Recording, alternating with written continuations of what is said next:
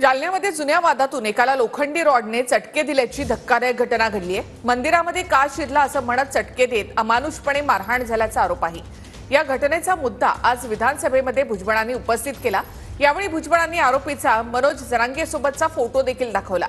दरम्यान आरोपींवर मकोका लावला पाहिजे असं एकनाथ शिंदेंनी म्हटलंय, तर पालकमंत्री पंकजा मुंडेंनी सुद्धा या घटनेवर प्रतिक्रिया दिली। एवढे चटके दिले, त्याचे मांस बाहेर, त्याच्या गुदद्वारामध्ये त्या गरमची सळई जी आहे ती घुसवण्यात आली।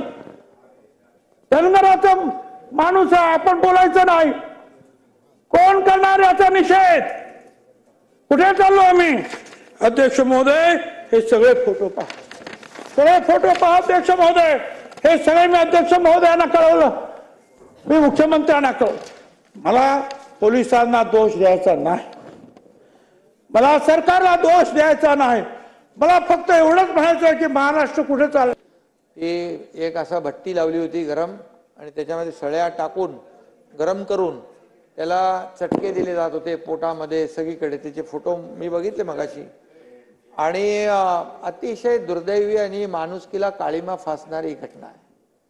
मी काल एसपीला स्वतः बोललो जालनाच्या, त्याला सांगितलं याच्यावर 307 नाही, याच्यावर तर मोकाची कारवाई झाली पाहिजे।